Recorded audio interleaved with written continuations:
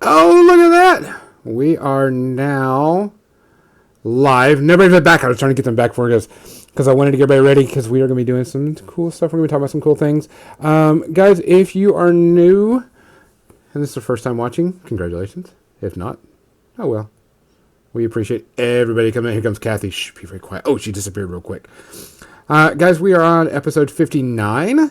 Today we decided we were going to talk about some interesting things, the future of what we want to see, our wish list of what we want to see next year for hobbies and games, figure out how things are going to go, also do some hobbying. I'm working on some stuff, and when we get to the paint cam, I'll redo everything again so we can see. Other than that, it looks like everybody's back and we are ready to go. All right, let me send out this thing. You should be, guys, if you see us on Twitch or Instagram and all that stuff, good job. Way to go. Other than that, we are going to go live. Kathy, what are you drinking today? Drinking a variety of things today. I started out with a gin with a little lime and some this cranberry Sprite. Delicious. John. And I also have some jasmine tea over there. John, what are you doing? I have Dr. Pepper mixed with Fireball whiskey, and if things get bad enough, I have some Dr. McGillicuddy's apple liqueur to chase it down with, though I don't really suggest those too soon after each other. It's not a flavor combination. That's good. Gonzo, what you got? I got, I know this is sad, just water today. My liver said no a lot to me this week because I said yes to a lot of alcohol. So I'm rehydrating and stuff because I do have to work tomorrow and I don't want to get in trouble. Fair enough. So I decided I'm going to just drink a bunch of water so we can get stuff going and not have to worry about it. So any salutes or whatever we got to anything? Bueller? Not knowledge. No, I think we're all good. All right. Cheers. Cheers, everybody. Cheers. Water. Yes.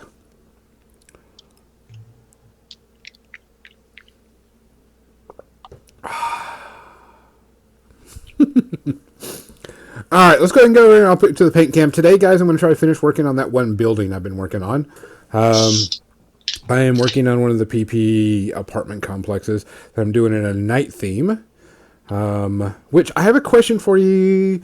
Well, Kathy, you don't do a lot of airbrushing, do you? Not yet. I know I need to ask. I'll have to ask him later what's going on. What's your problem? Well, what's your problem? What's your problem? Damn. We don't have time for that. This is only an hour and a half podcast, Kathy. Trouble, Gonzo. Well, what it is I was using my airbrush, and of course I was using it on Wednesday night to, get white on the top of these models and prime them really quickly. And so, one, I'm going to get back with you anyway because I want to talk to you about using glazes. Because I think junk. Yeah. But the one thing I wanted to, I was having an issue with, how can I say, I would squeeze the trigger, let the air come out, let go of the trigger, and when I would go to squeeze the trigger again, it would splat out first before it came out with a spray. You know what I'm saying? So it was like I would spray it, let go of the trigger to pick up another model, or to go like I was doing white on the little houses, and it would come out and splatter. I think that Jim might be able to answer, but that Yeah. I cannot. Yeah. But yeah, I've seen that. I may have actually had that problem one of the few times I used the airbrush. Yeah, I don't know what it is. I don't know why it's doing it. Yeah, I don't know. If you go onto the Badger Airbrush website and just like post what your problem is, there will be 1,000 people telling you how to fix it. Oh, I know. And I just hopefully they'll be right. yeah. Turn off the It's paint a before you pretty turn good off the air. community in the Badger Airbrush group. I find for the most part, unless they're trying to sell you something, the painting community is absolutely amazing and willing to help you with anything. Yeah. Oh yeah. Oh yeah. Yes. For the most part, I just hadn't seen it, and I was like, "Oh yeah, Kathy." I don't know. I have to ask Jim I'm then. thinking as I'm looking at these Skeletons in front of me, I'm like, I feel like I'm gonna have to start painting with you on a podcast. On Wednesdays. On now. On Sundays. Oh, now? Oh, that's fine. While you're painting and I'm painting, we could do like a side by side. Because I have all these things sitting here, and I'm like, man, like I'm not set up for it right now. Mhm. And I'm like, man, I wish I was, because I really want to get some washes on my prime guys so I can get the darks in there Yeah. before I get the lights in there. Hey, backlog of models you need to paint. Tell me more. Okay. Believe Crimson that is my says, jam. that's your problem. If you turn off the air first, then you get some droplets on the tip that just spurt out when you turn the air back on to start painting again. So let it go, but put the air through it. All right. What are you thinking, John? John's being rude, of course. Are you laughing at the word spurt? No. No. Well, Nope. Yeah. We're good. Nope. I'm good. How about the local sports teams? How about them local sports teams? I watched the end of the LSU game, by the way, because LSU is my college team I like. And that game was ridiculous. 7 overtimes. Wow. The game went into 7 overtimes. It was the highest scoring game in any college game ever. And it was ridiculous. But that's what happens. Those players are going to be tired at the end of that. Yeah. So, other than that. So today's episode, we're going to talk about our hobby wish list, or a little wish list of what we want to see happening next year. And not only just hobby stuff, but game stuff. But I did want to talk about Keyforge, since it is all the rage right now. Have either of y'all played Keyforge? Nope. If not, I've been busy playing Age of Sigmar Champions, which is a better game. Which is a better It game. may be an actual. Necromiles, yeah, we're back. Hold on. Let me get him into that room. Refresh. Refresh. I feel that FFG may have found the next level beyond collectible card game Yeah. and how to make money, and I'm not sure I'm okay with it. Why? I want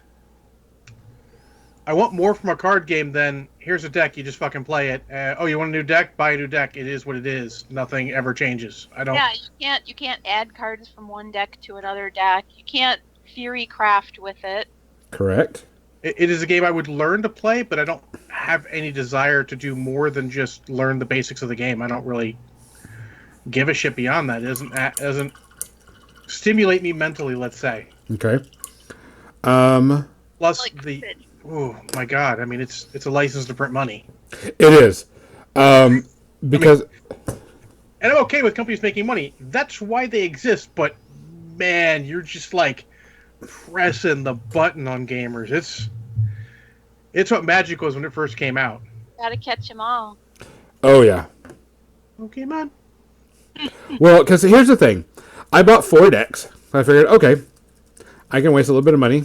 I played the demo. I like the demo. If I got it, it's good. Whether I like anything else, I'm okay with it. So I didn't even look up the cards because I opened the box. I just wanted to check, see if I had one of the ultra rare ones, because I would turn around and resold it really quickly. Which some of them are selling pretty high right now.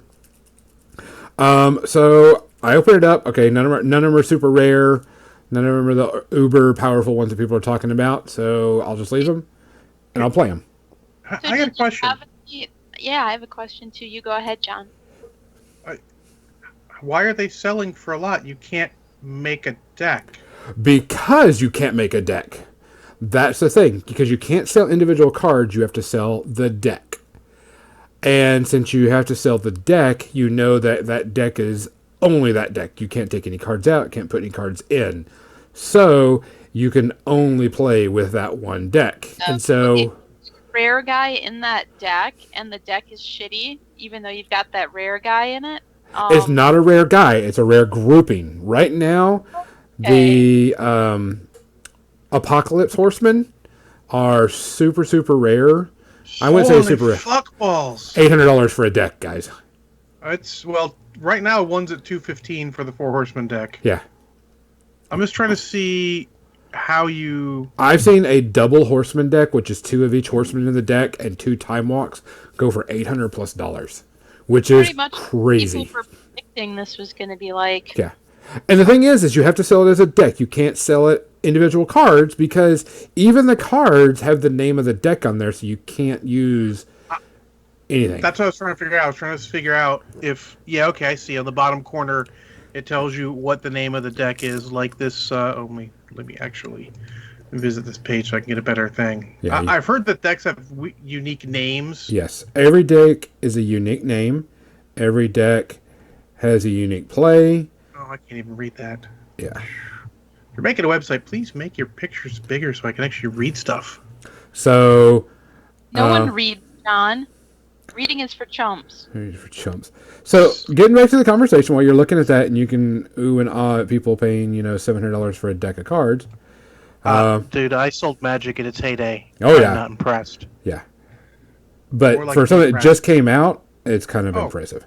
Oh, yeah. No, I mean, again, licensed to print money, hats off for whoever thought of it, good job. Yeah. So, I played a few games. I have 2 decks that are really, really good. They get their job done really well. They do what they're supposed to, and they work. They fight really well. I mean, they do everything that they're supposed to be. They got their own unique flair and flavor, so it's not like it's, a copy. Then I had one deck that was just so-so, and then I had one deck that I think might be total garbage or really, really hard to play. Just for the simple fact that the combos that have it are really hard to pull off. So, my complaint is, what happens if you pull a shitty deck?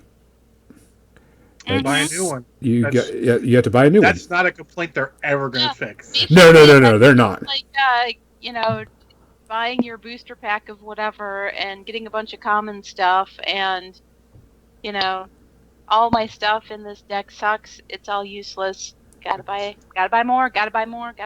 Yeah. Hashtag sealed deck problems. Yeah, it is.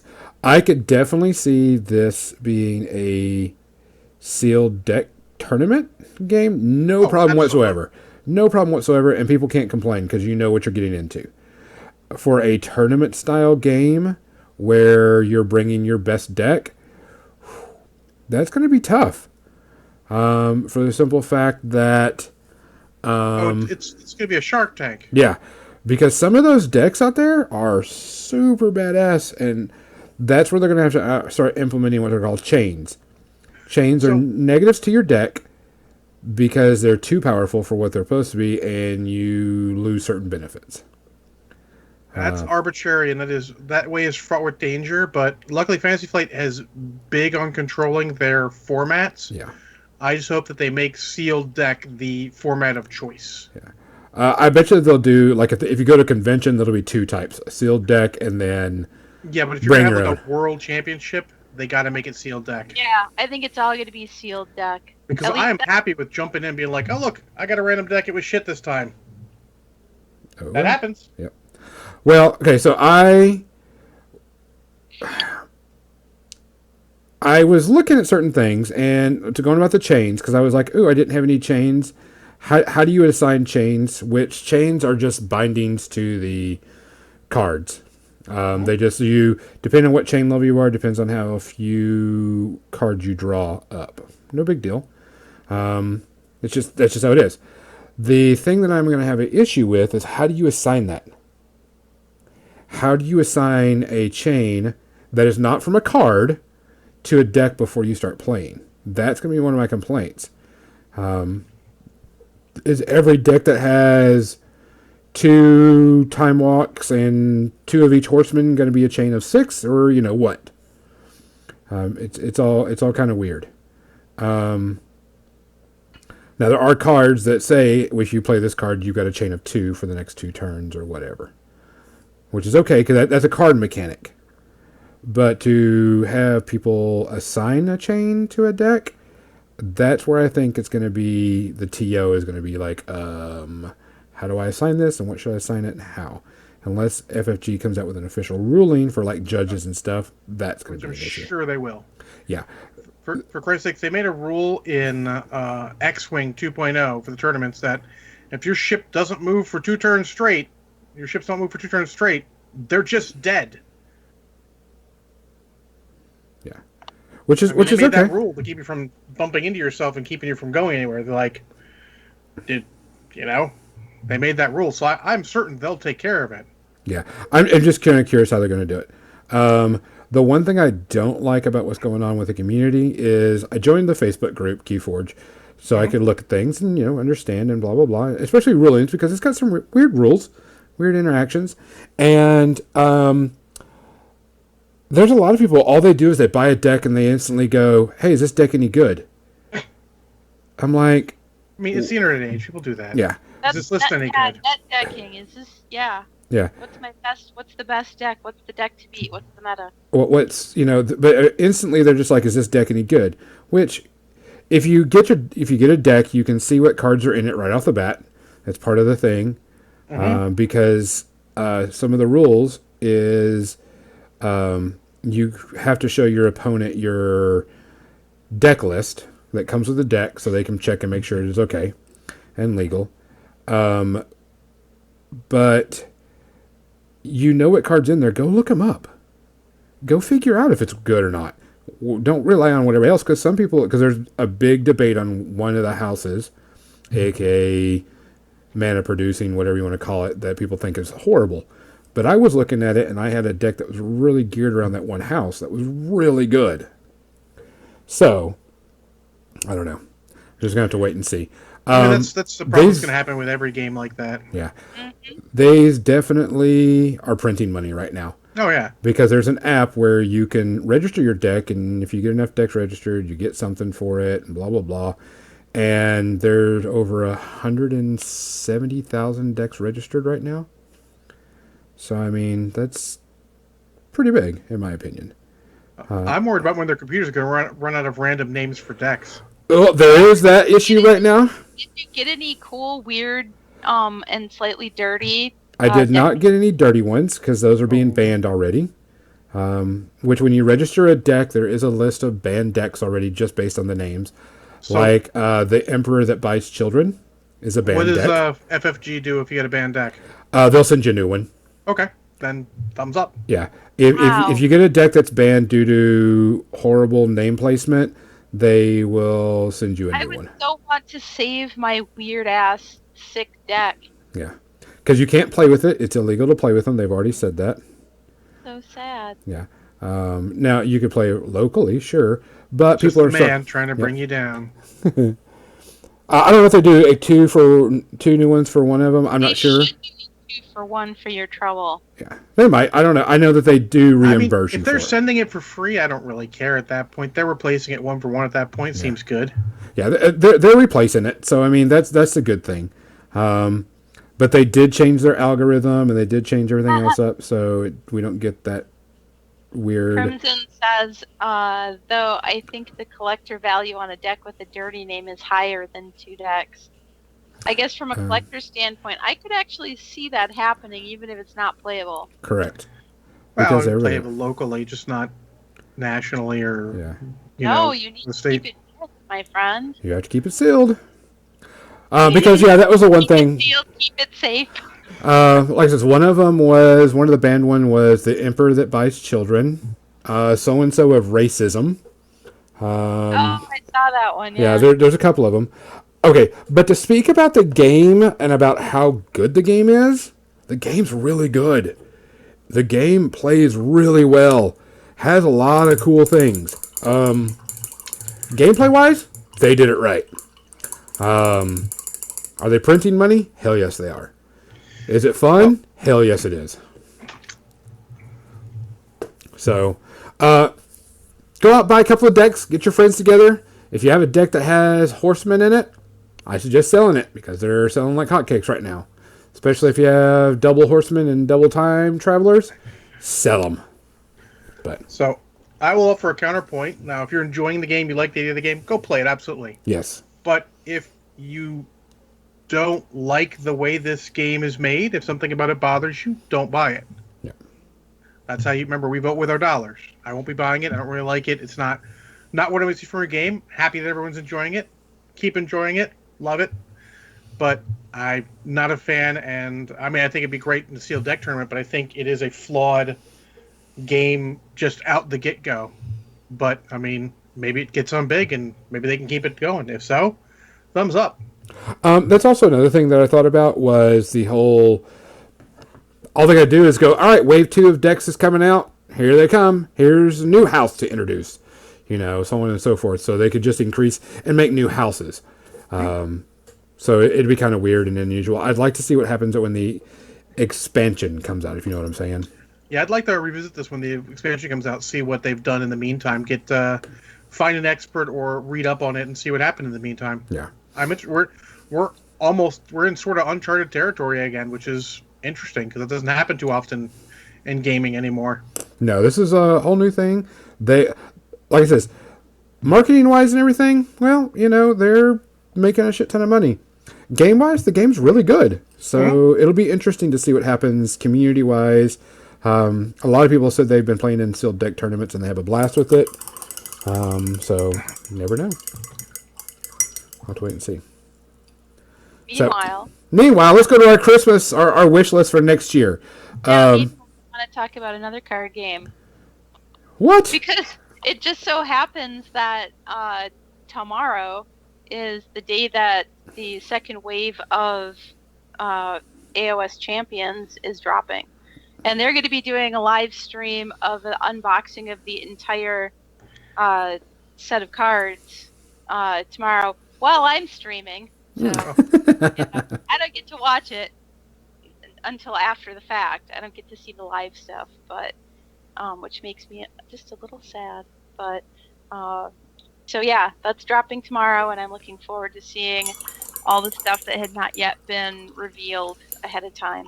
Does that mean I'm finally going to get my lady so I can play her and put her in my deck? Lady Olinder, yes. Yes. Good. Oh. So that's it. Now we can start our other topic. I would love to talk about a card game, but You don't care for collector card games, do you? not at all. No, I didn't think. Not anymore. No, not anymore. I mean, I tried Legend of the Five Rings, but it was not what we were looking for because I sort of have a strict idea of what I'm looking for in a card game. But hey, it is what it is. There are plenty of games out there to play, and plenty of new ones coming out. Yep. All right, so wish list. Kathy, what is your first hobby wish list for next year? You know what? It's more like a resolution. Oh, it's not resolution time yet. That's later. Oh, I know. I don't have a wish list. I have too much stuff that I need to do now.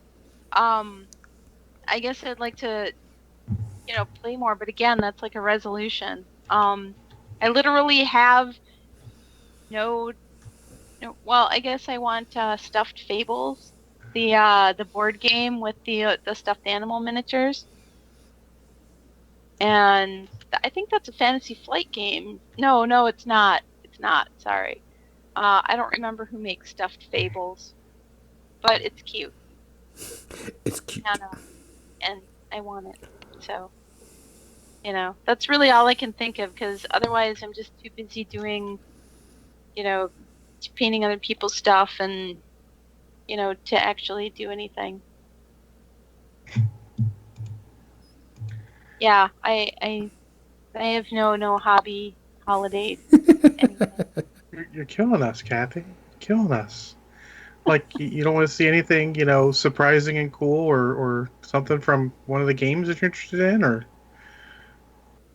What I'd like to see is more people playing the physical version of champions so that I can go to the game store or have somebody over or go to a friend's house and play that game in the physical version Well, instead of just playing on the app. that counts. Tea's ready. So, yeah, yeah, Jim's making me tea. Yeah, no, well, I don't know what to say. Well, I guess you get this to Gonzo and I and comment on our crazy ideas. I could absolutely comment on your crazy idea. I could expound on the whole, all the new paint lines that have come out that I'm not interested in because I already have paint that I like. So why the hell would I go out and buy all these other lines of paint that are coming out? It's ridiculous. Like It is a good idea. Like, what kind of business model makes people think that they're going to compete with the big dogs? Like, are you actually offering something? Like, Scale 75 came out and actually offered very good metallics and some other really good paints, that are competitive. But there's a shit ton of people making good metallic paints out there. Yeah. You don't need more better, good metallic paints. They're good. The ones that are out there, if you don't know how to use them, it's because you still need to practice, not because you need more different paint. Yeah, I mean, I'm sorry. Do you know how to mix paints to make a different color? Because you should. Most people don't, and I'm fine with that. That most people don't care to mix paints. That's fine. That's one of the things I love about my painting hobby is being able to mix paints and match colors. Mm-hmm. That I see, if I see a color scheme, I absolutely will be able to match it with the paints that I have. I don't need to go hunting for the specific special, teal, the perfect teal green, not turquoise, not aqua, but teal, and it's a special name of some random character from somebody else's game line instead of just teal. I can match that. But Kathy, that teapot is loud. Hold on, guys. Jim? Let me just take care of that. I don't know what happened to him. Yeah, everything's loud. Sorry, guys. It's okay. Well, Kathy's getting that settled. John, give us one of yours. Man, I'd really like Ninja Division / Shadowpop to actually deliver on Relic Knights 2.0, but that's probably not going to happen. But their Kickstarter, you knew that was not going to happen. No, they delivered all their previous Kickstarters to the point where I ordered on that one. They were good about it. They were late, which I'm fine with. Late but delivered is good. But now it looks like they are in financial trouble and it won't happen. So, I would like them to deliver, but I'm not holding my breath, Talk about late and delivered. I finally got my Infinity RPG this week. Now this is roughly... Yeah, my wrist says that's been a while. 3 years ago? 2 probably at most. Hold on, I'm sure I can find out. Yeah, look at the Infinity Kickstarter. Oh, I've got the internet. It can tell me here. Yeah, that's what I'm saying. Because I held off for the GM screen. I wanted the hardback GM screen. Oh, see, yeah, that'll do it. Unfortunately, you asked for something. Yeah.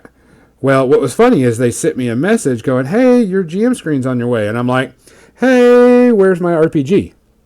And they're like, "We don't show you have an RPG that's supposed to come to you." And I'm like, "Well, here's my money taken out, and here's my order, and here's my Kickstarter backer." And they're like, "Oh, hey, here it comes." So I finally got that. That's cool. So I spent a little bit of time reading on that and stuff and going through it and so on and so forth. That's something I'm definitely going to be very leery about getting into anymore. There's a lot of Kickstarter stuff is disappearing. Yeah, I feel like we could do another episode about that. So we could. Let's shelve that, and we'll shelve that and talk about that later. Yeah, because Kickstarter. Maybe next week. Tune in. Maybe next week. So, all right, John, we got another one. Oh, I'm sure I got another one. I want some very cool expansions for Warhammer Quest Blackstone Fortress. Ooh, yeah. I want cool alien races and maybe some old favorites coming back. Maybe even a rebox of the guys from Rogue Trader. That'd be a good way to get them back in circulation if Rogue Trader gets hard to find. Get them some more rules in there. That'd be cool to add. I just want to see them, do their customary additions to that. And I don't want to see just full box sets because that's a lot of money. Dropping $1.50 every time a box set comes out is a lot of money. I want to see some expansions too. Some $30-$40 or so expansions. Let's get a couple characters in there. Speaking about GW characters, what do you think about that I wouldn't say new, but the Noise Marine that they're going to be selling again? That guy is styling. I enjoy him. It looks like a Noise Marine. I would paint him like Ace Frehley, which would be cool. Yeah, absolutely. Yeah, I was looking at that. I was thinking he's got leopard skin pants, and yeah, he's cool. I like it. I love what they did with integrating the bolter into the guitar properly at the bottom there. I'm like, that's very cool. Rather than it being like, oh, it also is a bolter. Like, that's kind of silly. I like having the bolter at the bottom. That's kind of cool. Yeah. I dig the paint job. That's coming out. But did you see the new Slanesh stuff? Of course I did. Like that harp player. I sent that to my buddy Frank right away because I'm like, I thought of you when I saw this, Frank. It's pretty cool. It's the model you send to people like, oh, GW's losing their edge on their Slanesh models. Like, Nope. No, they're not. They turned this guy into a fucking harp. Nope. Yep. You like the guy with the harp and the tendons coming out of his back is the strings. yeah. Love it. Yeah. And to talk about that, the Gene Stealer cult models are super cool. Motorbikes and a quad. And then the guy with the assault plan table, and it's actually an assault on the Nottingham GW headquarters. Yes! I'm like, all right, that's well played. I didn't realize it, and somebody said that, and I'm like, okay, that's cool. GW's just been on point. It's crazy. Yeah. No argument from me there. But yeah, absolutely. Just throw in there, Crimson 1919, among other things, also wants Necromunda to see continued support. He does not want Kill Team to kill it. Not much chance of that. It's still got legs. They're still releasing stuff. They're actually re-releasing, combined rule books and also they're still going with it. I wouldn't worry. It's just like with all their quote unquote specialist games, it's going to take a while to get all the support in there. Yeah. Kill Team is just easy, and right now it's printing money. Oh yeah. By the way, I just want to say, Gonzo, I like your building. It's looking really cool. Thanks. I'm gonna, after I get all the black on every single one of these damn windows, I'm gonna take a light dry brush, and then I'm gonna take and get a little bit more yellow outside the windows a bit more. Yeah, a little cleanup too, but yeah. Well, I did a wash of it with no oil to try to get it to darken it, and it just doesn't like this model very well. I've been really liking these scale 75. I have the purple tone and I have the strong tone. And if you mix them together, you can get a nice dark, somewhat neutral color. I mean, it's not black, but it's still a really dark, semi-neutral color. The purple and the strong tone. The strong tone being a brown. I don't know why it doesn't say just like strong brown, but yeah. So Gonzo, unfortunately, even Null Oil wasn't going to make that dark as you wanted it to. That was a job for an actual wash, an actual ink, and then put a couple drops of dish soap in it so it pulls up properly in the recesses. And I'll tell you what, now that you mention that, this is what I like about this strong tone of scale 75, because I had never tried it before, and Jim picked some up. But I used it on these Geller pox. I did the priming, and then I did the wash of, I mixed the two strong tones together and did the wash. And I did post, I don't know if I posted pictures on our Facebook. I did on mine, but you could really see it really got dark in the recesses, and which is why I was satisfied with it, because that's what I was looking for it to do. Cool. Kind of like an ink, tinting surface and then getting down into the recesses and darkening. Mhm. I'm gonna have to do a different wash in it just to get it, that to darken everything up and everything and get it in the recesses. Just gonna have to Well, do. honestly, what you're doing right now was probably always going to have to be done because those windows are just too big for anything else. Yeah. Well, I wanted it to, and this is just watered down Army Painter Black that I'm putting inside the windows because I tried to do it with null oil, but it just wasn't working on like this Not section. as dark. Not Yeah. dark. It wasn't as dark, but I probably have to go back over it, but it wasn't pulling the way I liked, so I just made a black wash and just watered it down a lot. I think taking the long way around is going to look sharper. Yeah. I'll have to do some cleanup work and everything, but for Oh the yeah, most absolutely. But Because you have to always. yeah, I'll have to go in and get some gray and Yeah, just go in touch again. ups. Yeah. So And so Crimson 1919 also said that he would like PP to bring back painting requirements for at least one of their tournament formats. I'll one up that. I want them to officially bring back hardcore because that was the painted format. I guess Champions has to be painted. Is that right, Gonzo? Nope. Or is it only if they're streaming? nothing has to be painted anymore. So, I like having the one format that is painted. I agree with him. One of them should have a painting requirement, and that should be the hardcorest of the hardcore. Yeah. Yeah. To me, I think there should always be one tournament format that requires painting. Always, in my opinion. Honestly, if you make a line of paint as Privateer Press does, I don't understand why you wouldn't require people to paint their models for stuff. Yeah. Well, you can't require it all the time because then you're being exclusionary, and that is a hobby no-no. And this is a shout out to everyone on Twitter who's like, "Yeah, you should paint all your models always." I guess it would be in everything, but for, to require it for certain, like, nationals or something. Absolutely, it should have a format, and the highest level should be. But in general, if you're gonna try and force everyone to paint all their models, Stop it. Not Not everyone like wants to do that. Painted to a Golden Demon standard, you get that 3-color minimum. some people don't even want to do that. You can't force them to do that, and they want to participate. Don't be exclusionary. We're a niche hobby. We cannot exclude people, and excluding people is bad anyways. That's how we're getting into this mess.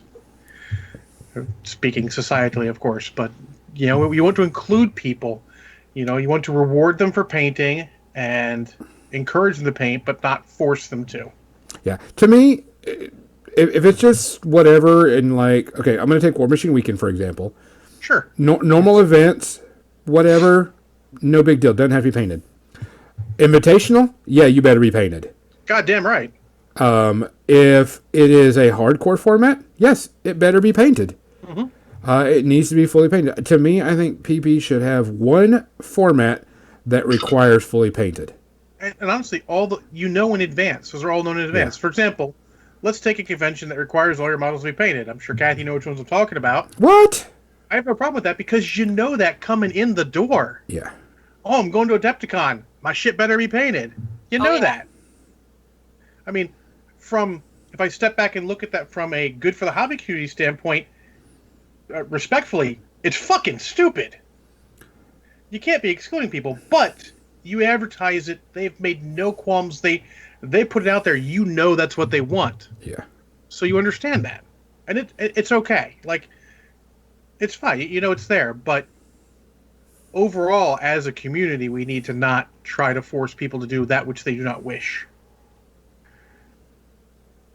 But anyways, Crimson also says, biggest item on my wish list, Vallejo Metal Color needs to make more gold colors. They have 16 silvers, 1 gold, and 1 copper, and the gold isn't even good.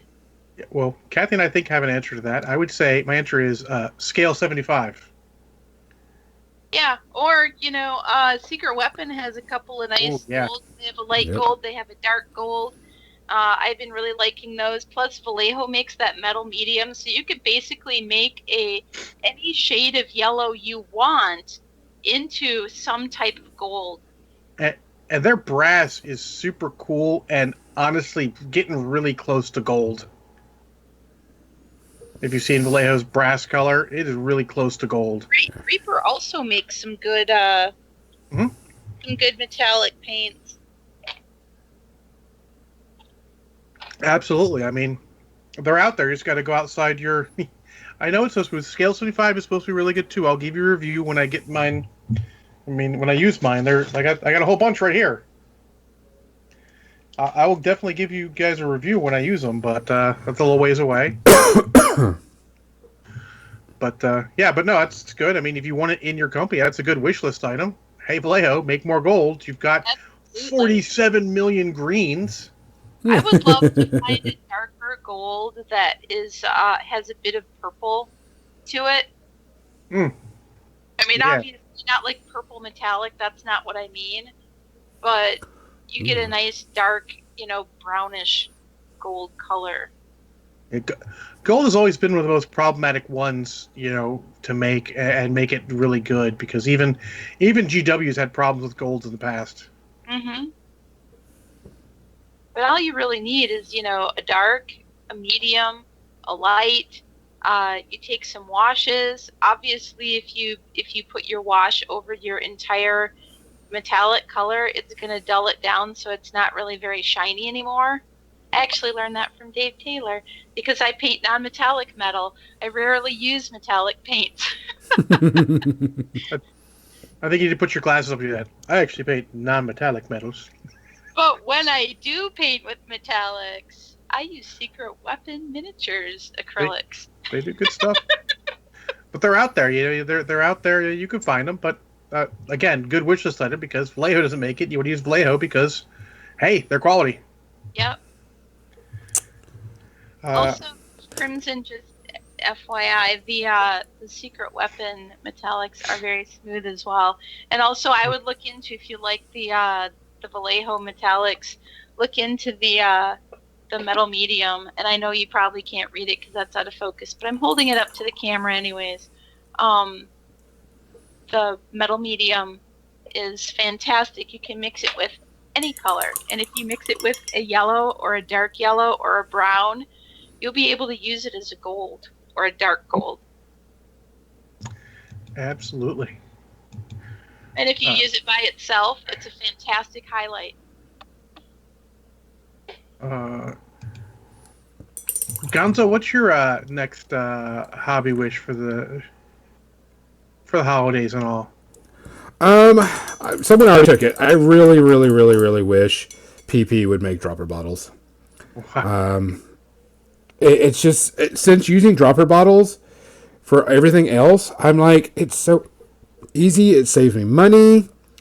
I really wish they would go to dropper bottles. I understand why they can't because I've already got all the production, but it is so much better. I save tons of paint. It's so much easier to do. But I doubt they're going to do it. But it's a wish, so I'm allowed to wish. I'd one up you. I'd rather GW did it. I would love for GW to do dropper bottles. I Those are hate. It's thick though for dropper bottles. It seems like. Well, that seems like a good time for GW to do their standard innovative new dropper bottle.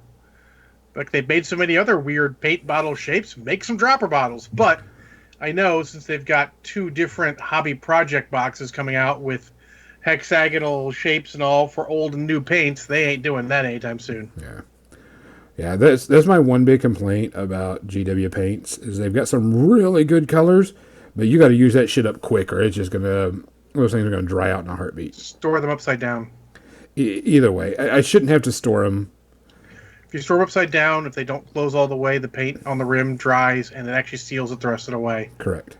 But if you want to say something about that, I've had to. Yeah. Those bottles, and they've got so many of them, I'm sure they can't afford to just change them. I have this Lich Purple. Citadel color, Lich Purple. Oh, that's coat to arms. Yes. That's coat to arms paint. I mean, those are old as hell, Gonzo. Stop showing your gray. Yeah.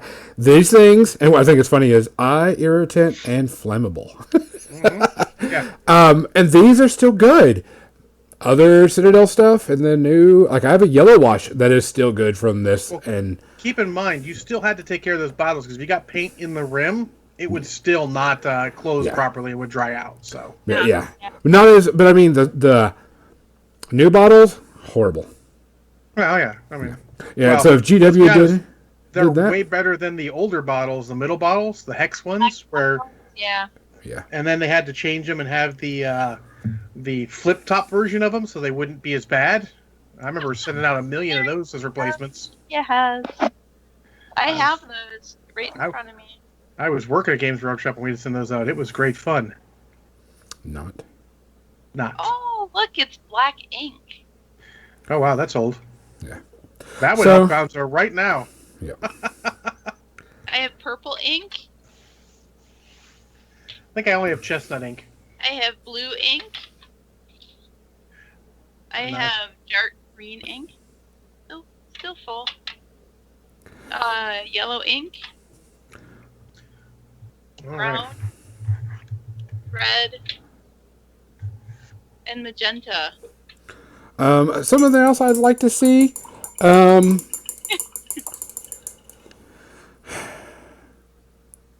Tournaments. I would Yeah. like to see PP kind of reel in their tournaments a bit. And you're like, what? The Steamroller packet works really well. There's a few things that just bug the crap out of me about it. False. And the thing is, and it's not PP's fault per se, it's other people, but the concessions for drops, the concessions for tournament standings, because I've seen it actually been worked to someone else's advantage. Do we need to talk about Dropgate? Yeah, it's a big thing right now, but strength of schedule is the problem. Not that people drop, it's a strength of schedule that's a problem. Not really. There's an easy way around it. Win all your games and strength of schedule doesn't matter. Correct. But here's the thing. Been playing in what I've been playing in and getting all the points. You lose one game, I need to get a high strength of schedule so I can get the points from the invitational, blah, blah, blah, and get that in.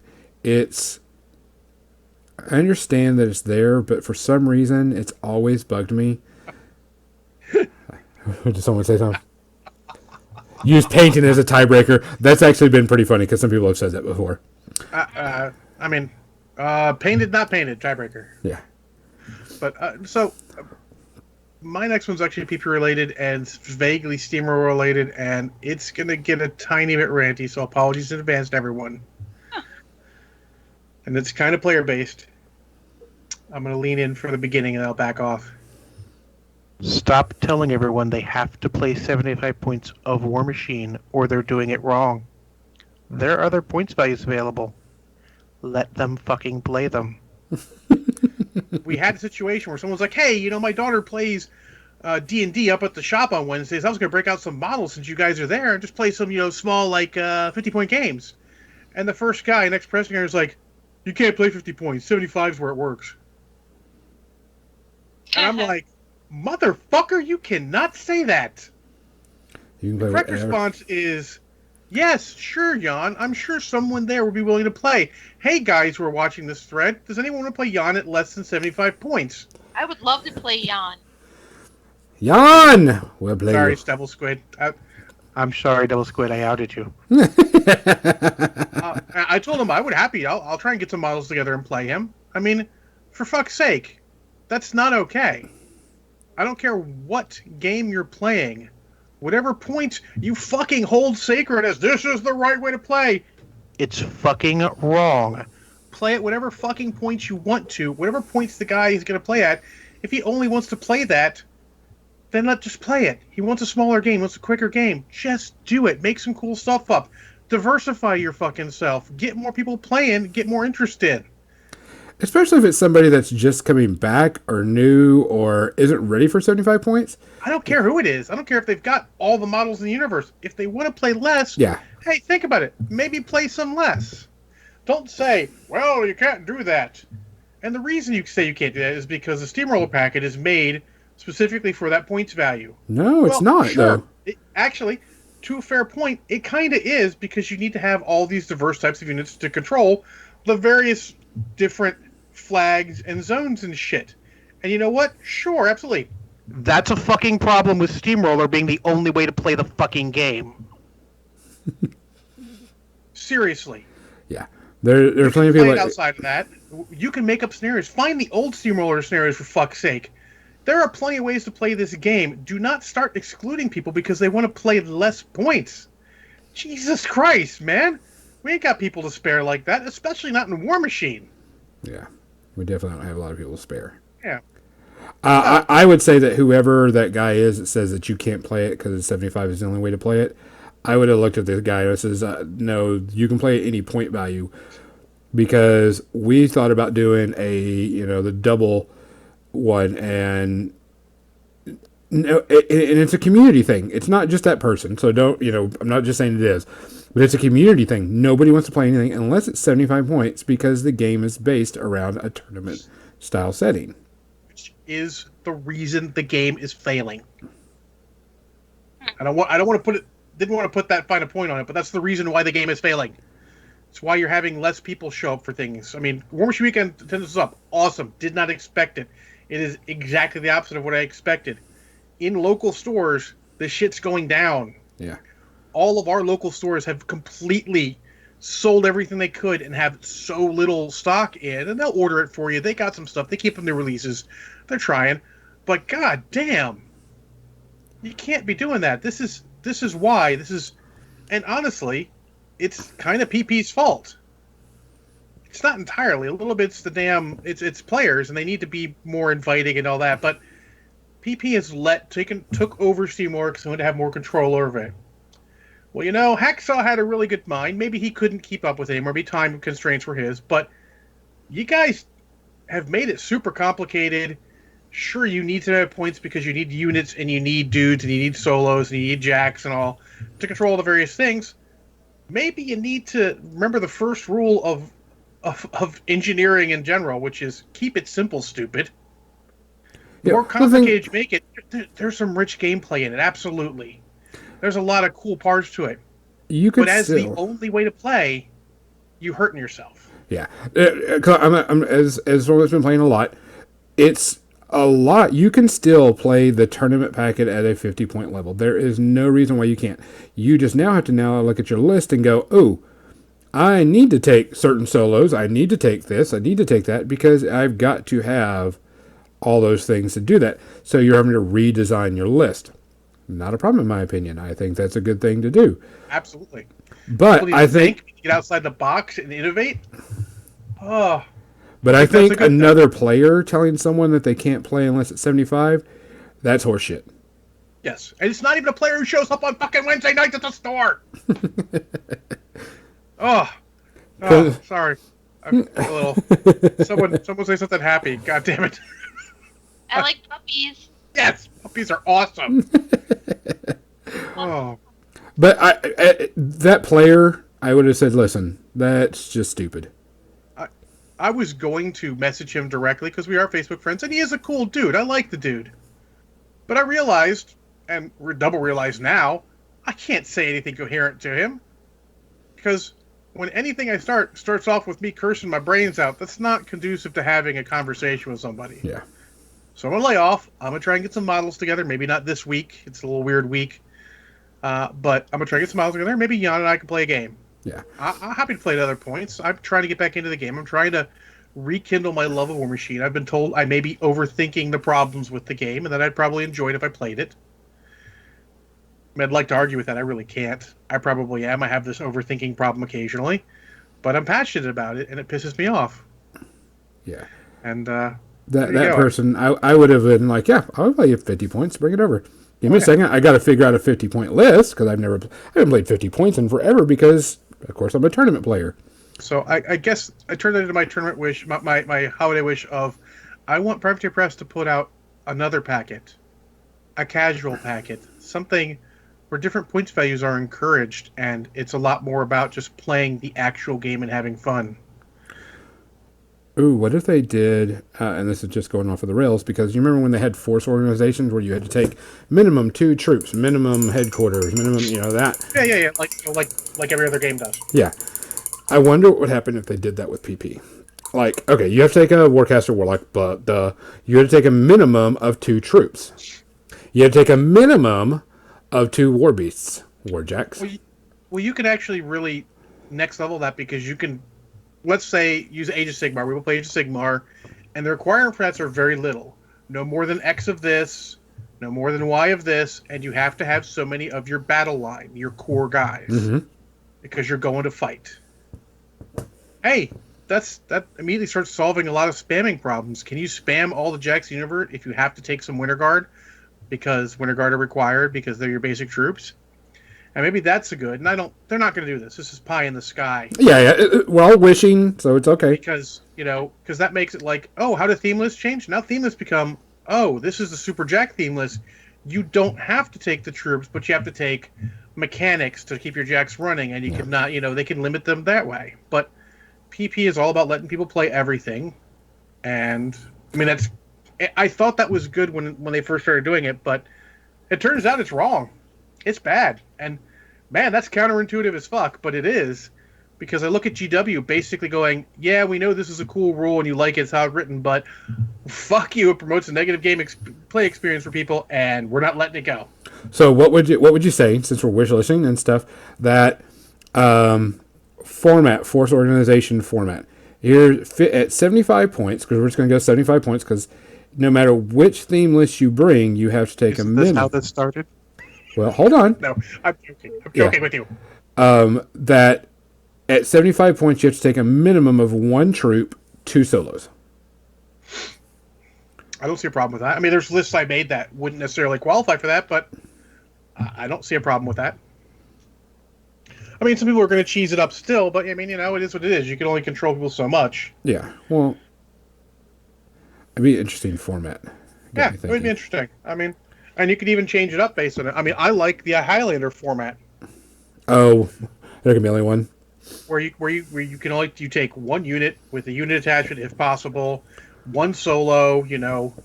No more than 1 of each Jack or Beast. You fill out your 1-1-1-1, and then you can fill up your Jacks and Beasts with the rest, but still no doubles. Yeah. That'd be a great 50-point format, wouldn't it? Yep. So there you go. I want Perfect Press to innovate some cool formats for War Machine. Okay, now they can innovate it all that they want, but are players going to do it? How about that? Well, look, so I'll say this straight up from bottom of my heart. If they don't embrace it, then when this game fails, remember, it's your fucking fault. At that point, you can no longer blame it on the company. Yeah, maybe they were a little late, but damn it, they tried. If we don't try too, the game will fail. It'll be on us. There'll be no bitching and piss moaning and whining. Oh, they did this, they did that. No, you know what? They gave us a chance, and we fucking didn't take it. They reached out their hand and said, we can do casual again. Here's how we're going to do casual. Help us out, guys. And you're like, nope. We only want hardcore tournament play.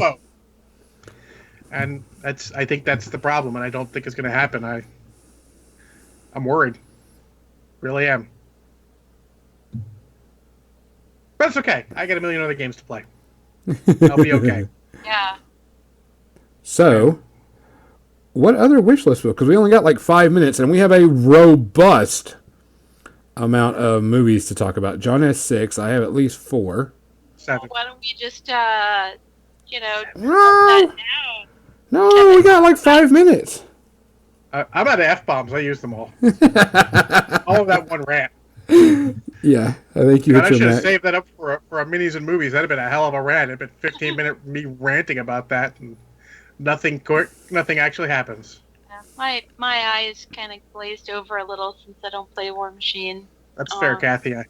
I don't blame you at all, because when you guys start talking about wherever Age of Champions Sigmar thing, I sort of veg a little bit.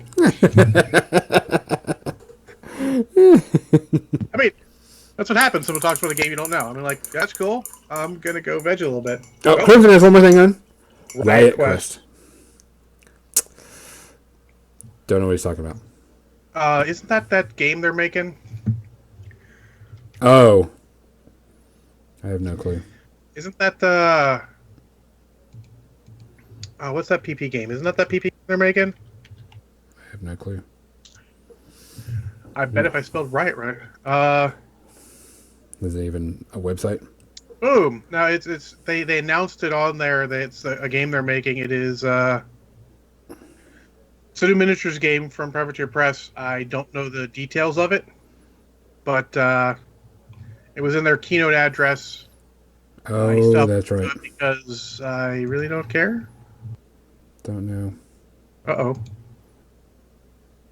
Kathy just lost internet from a ice storm and rain. Oh, I didn't get that message. Oh, there's the message. All So- right. So Kathy's out for a little bit. We'll let her. Too bad she actually had one. Well, I mean, Great British Bake Off. I mean, how many can you say? No, fair enough. If you like that stuff, it's awesome.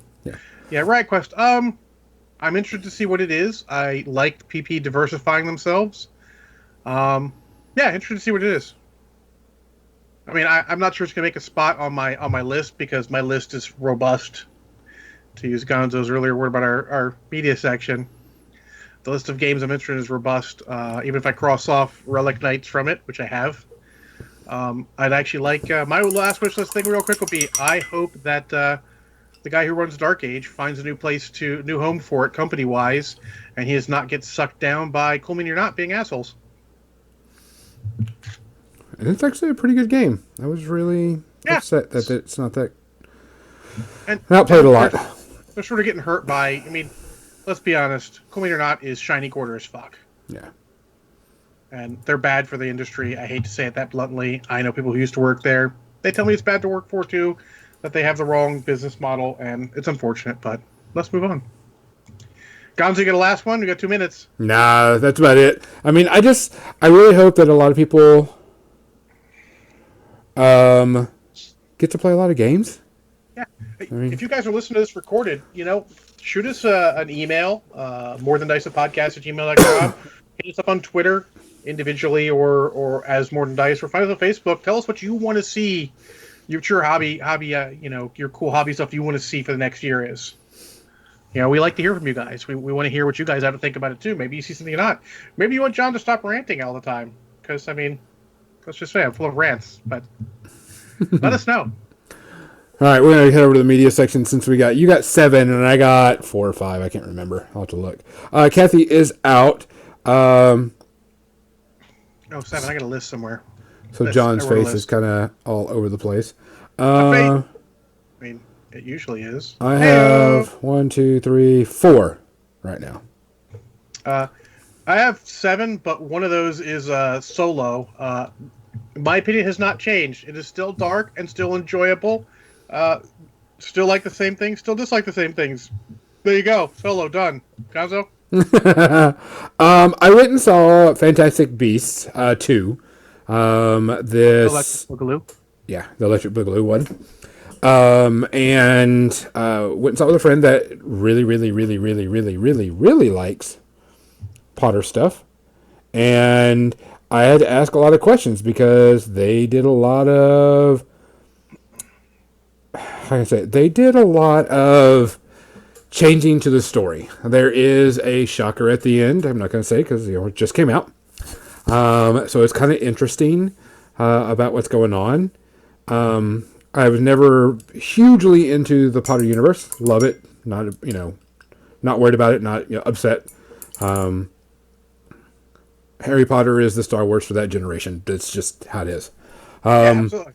No diss or nothing about it. Love the Harry Potter universe. That's cool. The movie suffers with a problem, and it's hard to pinpoint. It's really cool. There's a lot of cool things that go on, a lot of cool actors, a lot of cool characters. But one of the problems with it is it tries to go all over the place. So there's too much going on and too much happening, which Trying to do is too much. just try to do too much with it. Otherwise, it was a really good Harry Potter movie. Excuse me.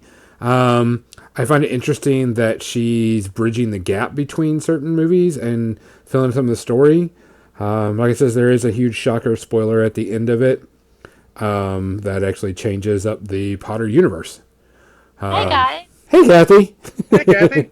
Yeah, the modem needed to restart. There was power fluctuation. No problem. Because I'm talking about Fantastic Beasts 2. And you missed my entire new review of Solo. It's still good. Oh, good. Then I'm not spoiled. But my I'll be biggest, totally unbiased. Sorry. like I said, my biggest issue with the whole thing is they try to do too much with the show. There's too much happening, too many side stories, and just try to fit too much into it. It was very long. I thought it was interesting that it is the weakest of all the Harry Potter movies. Oh, wow. Didn't make as much money as they thought they would, and they planned for 6 of them. So I mean, that's they'll still probably get there, but they're gonna have to pull some. yeah, They're gonna pull some stuff out. I mean, it happens. yeah, or it's either 6 or 5. I can't remember, but either way, it's still going to be. It was still good, still enjoyable. Cool things happening. I had to ask, who's that character? Why is that character important to the story? And then they're like, oh, it's because of this reason. Because I don't know the Harry Potter universe as well. Also, remember, franchise fatigue is a thing that can happen. Yeah. Oh, yeah. But it was cool. I enjoyed it. There was a lot of good thing. It wasn't as fun, and I quote, put my fingers around fun, as Fantastic Beasts 1, because you're learning about the characters. There's all these cool little creatures. You know, there's a fun part to it. This one was more serious, darker.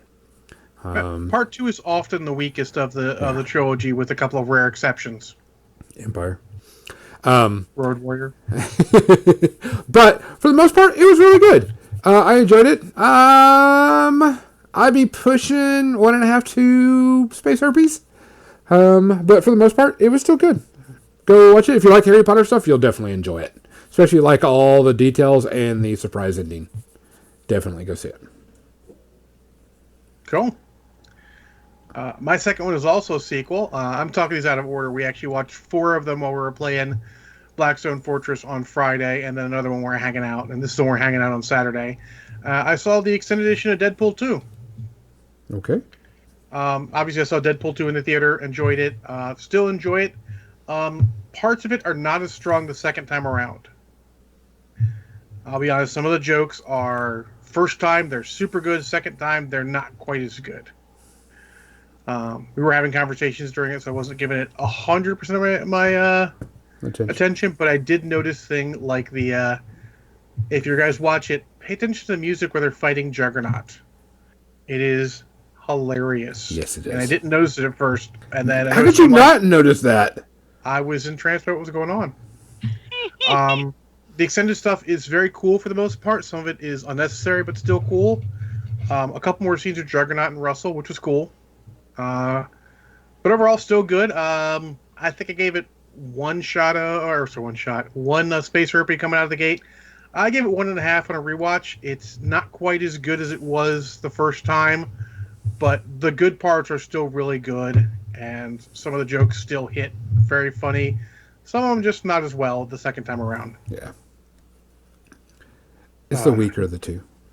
Well, I mean, that's the sequel is often weaker than the original, except in rare cases. Yep. John Wick 2. So. You want to hit another one there, Gonzo? Actually, Kathy can go with her great baking one in case she loses connectivity again. Well, people may or may not know. I might have already mentioned that Jim and I have been watching the Great British Baking Show on Netflix, and we watched the last 4 episodes of season 2, I think. I don't even remember. One of the seasons. So the finale was last night, and it just makes us want to actually get a bunch of stuff and get some recipes off the internet and make some things from scratch. Bake stuff! Bake all the things! We're totally going to make a chicken pot pie next week. We are, well, every year we do. What day? I'm coming over. Oh, I love chicken pot pie so much. I'll let you know, because I'm certain you'll be knocking on my door. In much the same way that you feed me donuts. I mean, I'll bring donuts with me if I come. Don't worry about that. There'll be donuts. Excellent. And of course they'll be cream filled because They're marshmallow filled. oh, even better. Exactly. But so the I don't need to tell other people how awesome the Great British Baking Show is. It seems like most people already know that, and that Jim and I are kind of late to the party. If it's your jam, this is if that kind of shows your jam, this is definitely your jam. I never even thought that show was my kind of jam, and Jim has never watched a cooking show except for when he accidentally landed on Martha Stewart on PBS a couple times. And the results were delicious. Obviously, I used to watch Good Eats. I would watch Guy Fieri's show on Sunday morning, waiting for the wife to wake up. I do enjoy a good cooking show once in a while. But the best thing to say about that is you didn't know it was your jam. This is a good example. People get out there and watch different things once in a while. You got like I'm eating dinner. Let me just watch something random on Netflix once in a while. If you're not eating something, try something.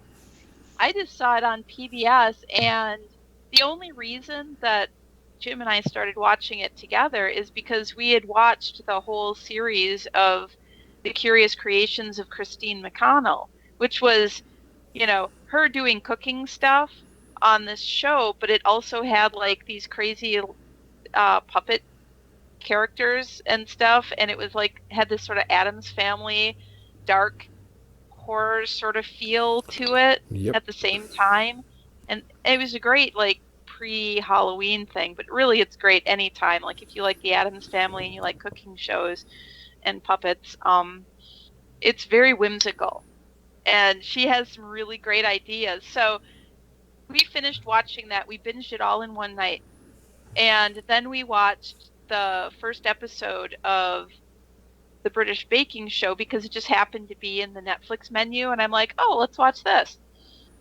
And all the things that it was like cake day or pastry day or something, and all the things they were doing in that episode were the things that we saw Christine doing in that series previously.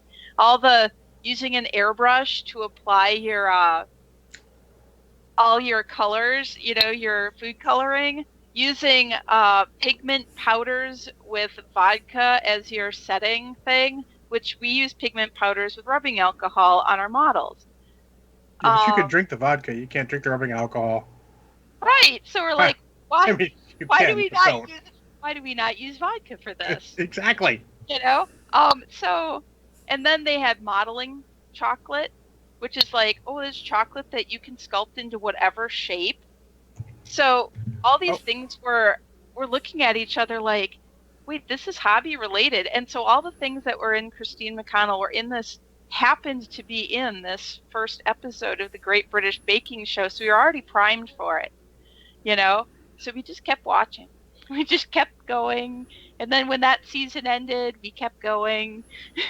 And now we're like, I want to make cakes and pies and, savory bread puddings and, chicken pot pies.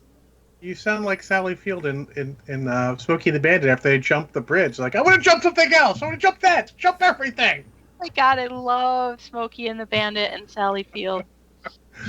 Just seemed appropriate. No, Crimson 1919, you cannot use modeling chocolate as a green stuff replacement. Why not? It'll melt. But you can lick it off then. Yes, but your green stuff replacement has still melted, and that is no bueno. But you can lick it off and then put more in. Okay, tell you what. Make some green stuff, wash your hands, then eat the chocolate separately. I mean, you could do that, I guess. Practice safe hobbying. Hashtag hobby safe. You just sculpt your Space Marines from scratch, and when they die, like they will, you eat them. I like where your head's at. Yeah. And then the vodka is on the side with pigment powder, which is also food safe. Yep. Gonzo, you better save us. This is going down a very strange hole. All right. The next thing I watched was I watched a show called Brainchild. And Brainchild is being a teacher, I always like to find good shows I can watch with my kids at school when I get a chance. And Brainchild is kind of like I wouldn't say a Mythbusters for kids, but a science show for kids. And it's kid-friendly and brings kid topics into it. I binge-watched the entire thing. They had some really cool things to go on. They were like, Why does our brain freeze up when we're, trying to think of an answer? So I wonder that every day. they talk about it. It was a really good show. I really, really enjoyed as a good kids science show. They don't sugarcoat anything. There's some silly stuff. The host is pretty funny. Their science lady they have on there, which I think is even funnier, is a lady that podcasts and does baking shows. Oh, cool. I can't remember. Allie Ward. A lot of science goes into baking. Yeah. That's very true. But they look on some myths and try to figure out, what's going on. And like positive thinking. Why is positive thinking such a thing you should be doing right before you take a test? And they do experiments to, figure it out. It was really cool. If you got a younger kid, I'd say, 5th grade or younger, give it to them. Let them go for it. Watch it. I enjoyed it as an adult. I thought it was a great discussion, but I'm also a teacher, so I like to find things, and I love science, and it was really cool. They had a lot of cool things going for it. I will give it 0 space herpes because it is educational and good. Excellent. I'm going to go through the ones that I'm going to talk less about because they're ones I've seen a million times and was sort of doing stuff at the same time. Next up, I'm going to relate this one to Deadpool 2 and Deadpool, where, 4 or 5 moments, right? That's all you need to be a hero, 4 or 5 moments. The reason this movie's related because it only had 4 or 5 good moments in it. And that movie is Escape from L.A. Oh, my God. Brendan asked for Escape from New York, and Al Marshall decided to put on Escape from L.A., which literally only has 4 or 5 good moments. Man, the graphics do not hold up at all. The dialogue is at points fucking painful. The acting in it at points is so completely over the top, it's crazy. It has some enjoyable parts, but God, I can't really recommend watching the whole movie. Parts I like is there's Bangkok Rules parts where he sort of tricks the guys and shoots them all, throws the can up. When this hits the ground, draw. So he throws the can up, shoots them all, then hits the ground, then he says draw. That's a vintage Snake Plissken. Mm-hmm. There's a couple cool scenes like where he does some walk away from a guy's calling him names. It's actually funny. So it's a shaved head Robert Carradine from Revenge of the Nerds. Mm-hmm. Unrecognizable. Just walks away. Like when I look back, just assault rifles. Just rifles him from away. Burst. It's super cool. And then there's a couple cool scenes. The ending has some very cool moments to it, but overall, this movie is not good. It's cringeworthy at points. I don't know what John Carpenter was doing at this point. I think he had lost it. But hey, he's willing to get a paycheck. And Kurt Russell stays in character for the most part the whole time, but he and the rest of some of this cast, Steve Buscemi and all, cannot save this movie. 3.5 space herpes. Man, it's not good. No bueno? No bueno. I can't. Like I said, I can't really recommend spending the time to watch it. In the background, maybe. Don't pay too much attention to it. It'll make your brain hurt. Just noise. Just watch Escape from New York instead. It is pretty much a remake, and it's not better at all. Somehow the graphics in Escape from New York hold up better at some points than it does Escape from LA, which is crazy because they're like fucking 20 years apart. What's your next one, Gonzo? I watched the Ballad of Buster Scruggs. Ha! Those first 2. I've still only watched the first 2. I love those first 2. Stop. Don't watch the rest of them. Fair. So we decided to watch that. Joe. It is, the first 2 episodes are hilarious. They're good. They're right worth it. They're very much where you expect this show to be. Did James Franco not have the worst day ever? Ever. Let's just say, overall, the show gives me 2. I'm going to go with 2 to 2.5 space herpes. Episode 1 and 2, 0. The rest of excuse me, were really bad. They were not good. They were pretty boring. If you like singing, you might try and give the first part less than 0.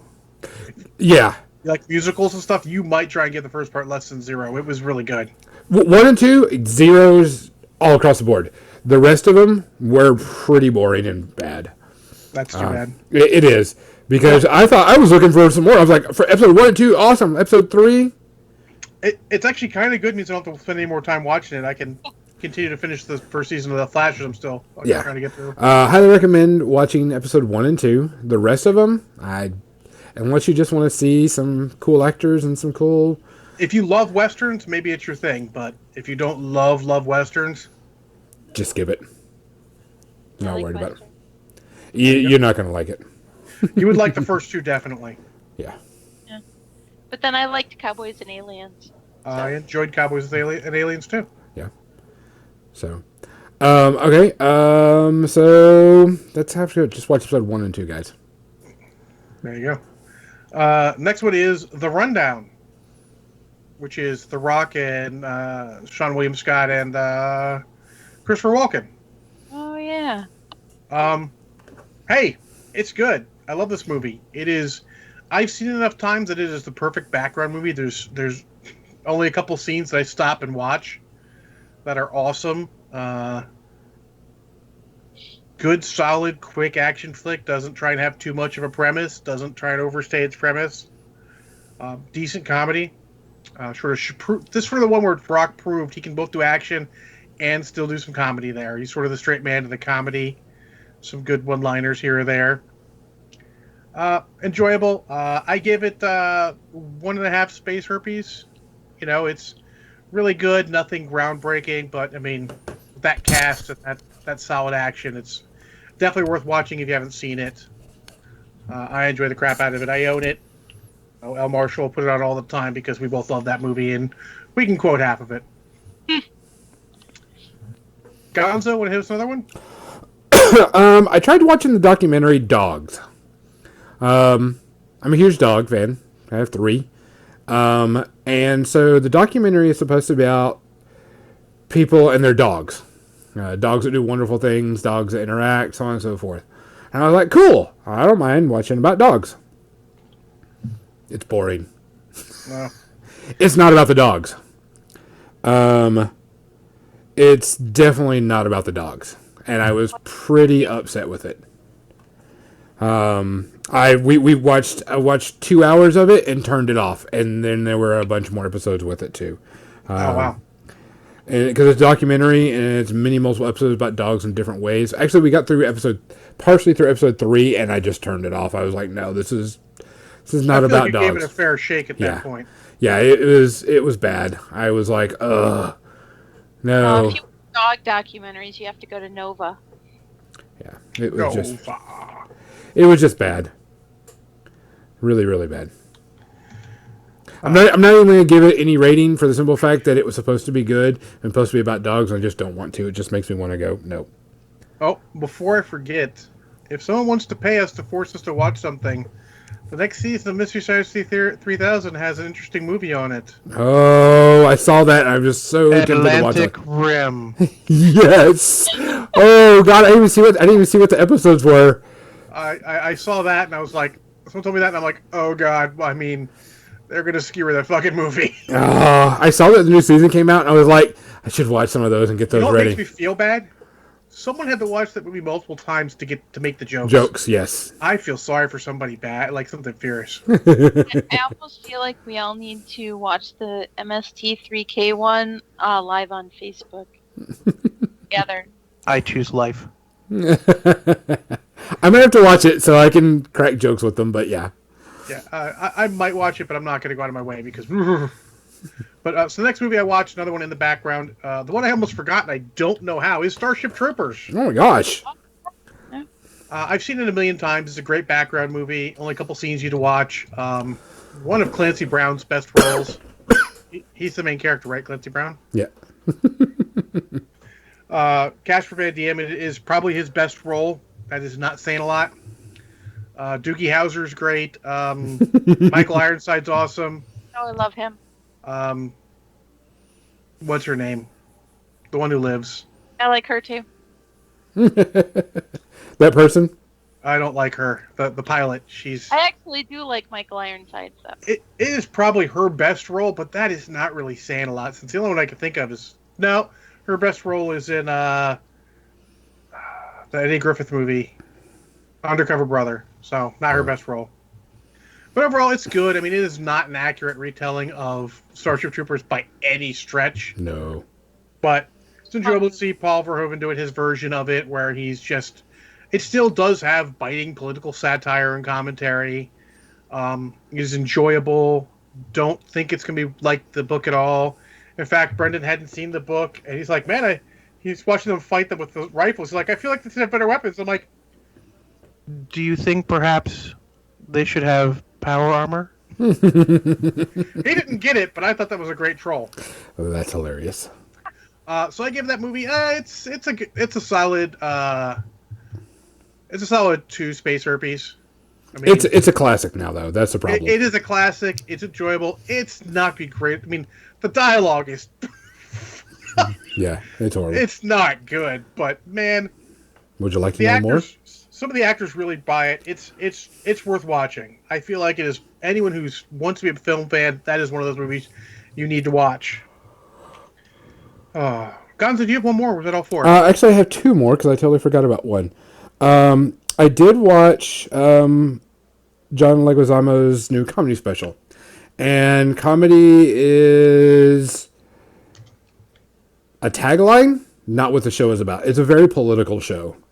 He does it's like an hour and a half special, and it's the guide to Latino history for morons. And he talks about a lot of, things. He talks about his family. He gets very political with it. Very, very, very, very political with this one. Overall, it actually wasn't a bad thing. Very limited comedy, very entertaining, and very educational.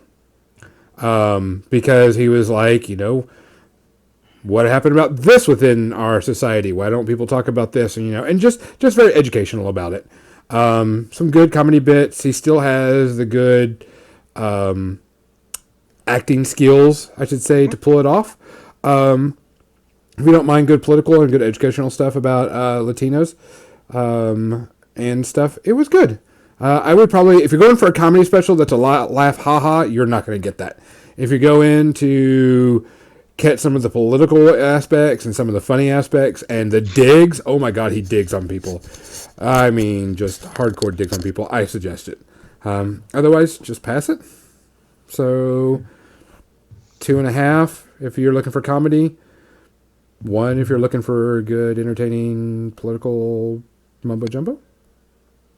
Fair enough. My next one, another one I'm not going to talk a lot about, even though I watched it and pay attention to it, is Roadhouse. Oh my God. I got the Blu-ray for like $3. Well worth it. It is an American kung fu movie. Patrick Swayze is great in it. I love which Sam is it? Sam Elliott in it. Mm-hmm.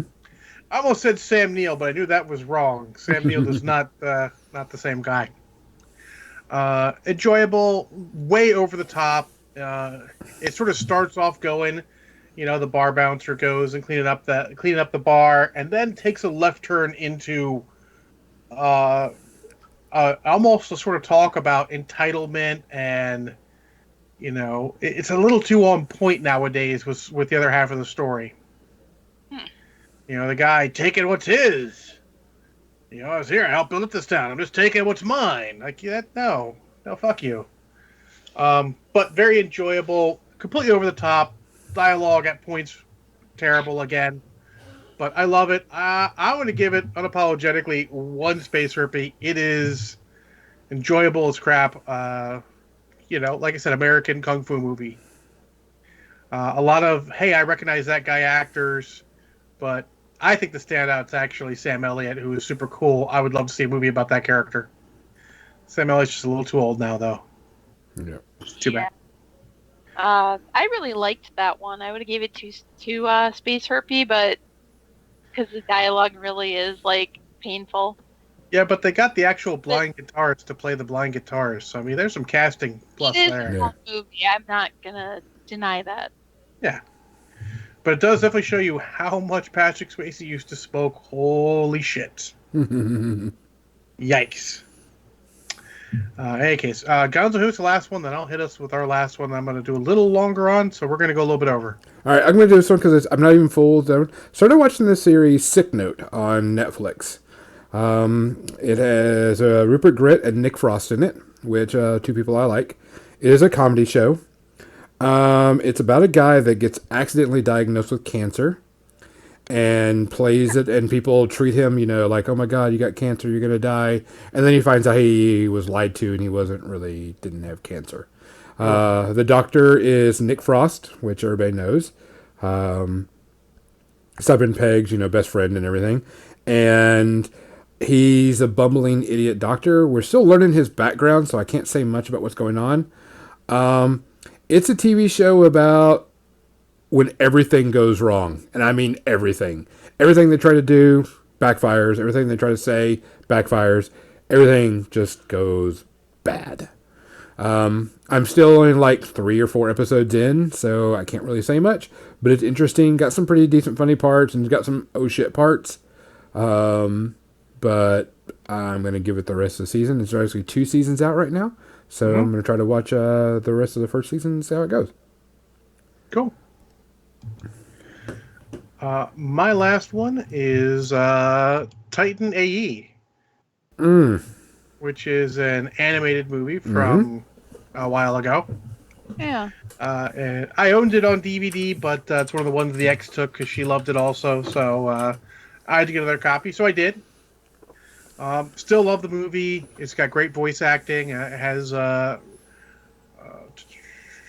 Bill Pullman in it. Sorry, I was doing the Bill Pullman, Bill Paxton joke. Fuck you, Crippled Systems, for putting that in my head. I had to remember. I mean, I know them apart on screen, obviously. Matt Damon in it. It's got a lot of good voice acting. It has one giant failing that I'll hit before I talk about the good points, and the failing is it's not sure if it wants to be a kids movie or just a movie. Some of the jokes are very kid. It's not. You're like, oh, that's not my thing, really. And it's Don Bluth animation, so it's all Secret of NIMH stuff you've seen before. Mm-hmm. But some of the parts just are very, very, very, very kid, a bit too much kid, and that's a big problem. Funny enough, a little note here: Joss Whedon is actually responsible for part of the screenplay. Huh. And it shows because some of the dialogue is very witty. They have some good points. Overall, it's very engaging and good. It has some very good combination of cel-shaded and computer-generated graphics together. Mm-hmm. It has actually a really good soundtrack with it. Yes. And they fit the songs in at a very good point. I really wish they'd go back to this in some cases, with the exception, of course, of Deadpool 2, which also does it, and the Guardians of the Galaxy and Deadpool 1. Aside from those movies, most don't necessarily put actual songs with lyrics in the right points for good dramatic effect. And honestly, that can actually make or break a movie, in my opinion. Yeah. There's a lot of movies. Suicide Squad, I like because it does that a little bit. This is not going to win me any fans, but the first Daredevil movie, Ben Affleck. Oh, yeah. I guess it's the only Daredevil movie, but Daredevil movie with Ben Affleck does a really good job putting the songs in at the proper points and has a very good soundtrack. Yes, it does. And I feel that adds to the movie. It makes me like it. I mean, there are certain parts of that movie you can't apologize for. Jennifer Garner. But, I like the way they do it. And they do it even better in this, I feel like. The movie's hit at just the right points. Has a solid story, if a little short. And they don't necessarily explain everything, which I liked, but I think may have hurt the movie with people's reviews of it. Because you sort of have to make your own connections as to why certain things are happening. And I don't know why I'm not spoiling it, because, hey, why am I going to spoil it? It's a cheap movie to buy. You should check it out. It's very enjoyable. It's a classic. It is. I consider it a classic. The Good soundtrack, really hard to find, but I'm waiting for a Blu-ray. Has not come out with a Blu-ray. Very sad. I hope they do if they do a Blu-ray, I hope they do punch it up a little bit, per my note on Batman: Mask of the Phantasm last time. But I think I have to give it one Space Herpy just because of the uncertain who it's aiming at, the occasional kid parts, and the not explaining everything. Because you can draw conclusions. I was drawing conclusions as I made through it. And Banian was like, "That's some interesting stuff, that bullshit you're making up for it." But I came with lots of ideas. Why do this? Why this? There's some cool stuff that could have had. They could have made a cool world, but I think they found it too hard to get the exposition they needed in without it being completely artificial, which is a problem. But I do love it. I suggest checking it out whenever you can. And that seems to be it. We actually are 3 minutes over. Dang it, John! Hey, look, next week I'm going to talk about another movie, this time from well before I could see movies in the theater. Really? Oh, yes. It's a Fathom event if you guys want to look it up.